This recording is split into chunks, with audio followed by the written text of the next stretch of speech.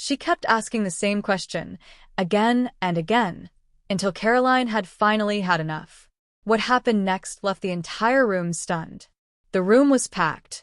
At the back, a row of cameras stood lined up, their lenses locked onto the podium where Karoline Leavitt stood, poised and self-assured. She was no stranger to tough audiences, but today felt different. The air in the Washington, D.C. briefing room was thick with anticipation, an unspoken tension simmering just beneath the surface. Adjusting the microphone, she cleared her throat. "Good afternoon, everyone. Let's get started." Immediately, hands shot up across the room. Journalists eager to grab the first question, hungry for a headline. Karoline scanned the room and pointed at a familiar face, a reporter from a major network. Their question? The administration's latest tax policy. She answered smoothly, delivering the kind of well-rehearsed response that came with experience. Then came another question, a follow-up on education reform. Without hesitation, Karoline addressed it. She'd done this countless times before. Stay firm, control the message, and navigate the press like a seasoned professional. But then it happened. A voice cut through the room, sharper than the rest. "Miss Leavitt, let's talk about the real issue here." It was her, the liberal reporter. Karoline knew her well, always aggressive, always looking to steer the conversation into controversy. Seated near the front, she leaned forward with a smirk, her pen tapping rhythmically against her notepad. Karoline remained composed. "Go ahead." The reporter wasted no time. "Do you think the administration's policies are intentionally designed to suppress certain communities? Because the data suggests." Karoline raised a hand. "I've answered that question before. This administration is focused on policies that benefit all Americans, regardless of background. If you'd like to discuss today's topic, I'm happy to continue."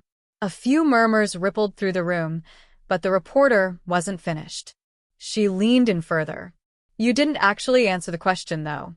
Can you directly address whether—" "I did answer." Karoline cut in, her tone firm but controlled. She glanced at the other journalists, signaling that she was moving on. For a moment, the room settled. A brief pause, as if things might return to normal. But then, "I just don't see why you're avoiding it." The reporter's voice sliced through the air. "It's a simple yes or no. Are these policies suppressing marginalized groups?" The temperature in the room shifted. Other reporters exchanged glances, some intrigued, others visibly uncomfortable. No one liked a press conference turning into a showdown. But that's exactly what was happening. Karoline exhaled slowly. "I'm not avoiding anything. I'm staying on topic. If you have a question related to today's discussion, I'll gladly answer. If not, I'll be moving on." But the reporter wasn't backing down. She leaned in even closer to the mic, so that's a no comment. The energy in the room tightened, the weight of the moment pressing down on everyone's shoulders. This wasn't just a press conference anymore. It was turning into a spectacle. A hush fell over the room. But it wasn't an empty silence. It was the kind that waits, like an elastic band stretched just before it snaps.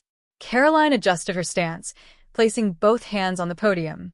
"I've answered your question. I'll be moving on now." She pointed to another journalist in the back. But before they could speak, "Why is it so hard for you to give a straight answer?" A flicker of irritation crossed Karoline's face. Not much, just a slight tightening around the eyes. But for those paying attention, it was enough. She wasn't new to this. She understood that reporters had a job to do. But there was a difference between pressing for accountability and turning an event into a personal stage. Right now, it was obvious which one this was. A few cameras panned from Karoline to the reporter, capturing every subtle shift in body language, every movement that could be spun into a headline. Karoline inhaled through her nose.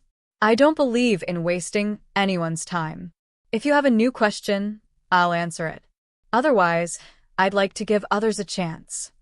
The reporter smirked. "Sure. New question. Why is this administration so afraid of transparency?"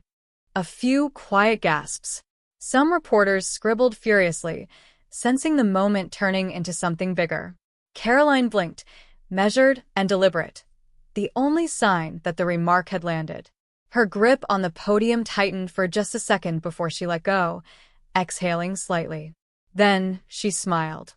But it wasn't the warm, diplomatic kind. No, this was different. This was the kind of smile that said, "I see exactly what you're trying to do."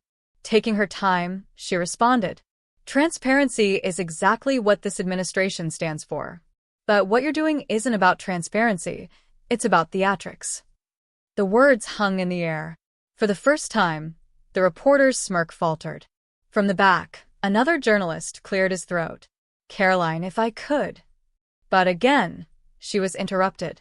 "So, you're dismissing valid concerns as theatrics? The American people deserve real answers." The cameras caught everything: the slight tilt of Karoline's head, the way other journalists shifted in their seats.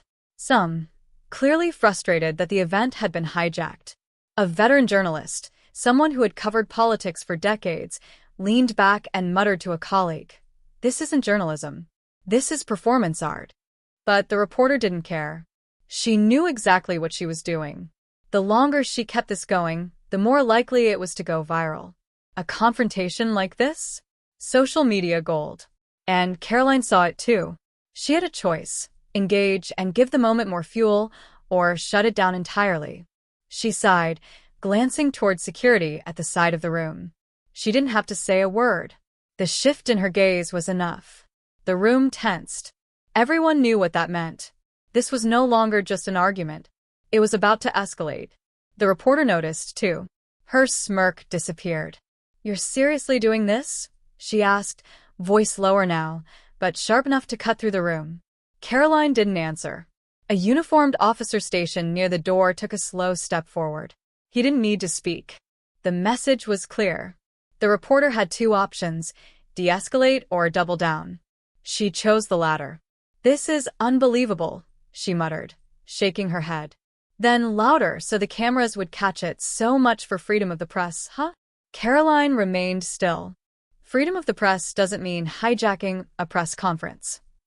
The reporter let out a dry laugh, glancing around, as if waiting for other journalists to agree.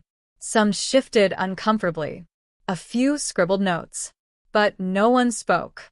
Security took another step.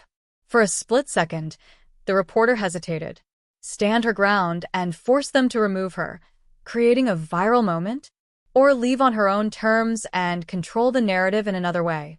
Karoline watched as the decision played out behind her eyes. Then, slowly, the reporter grabbed her notepad and stood.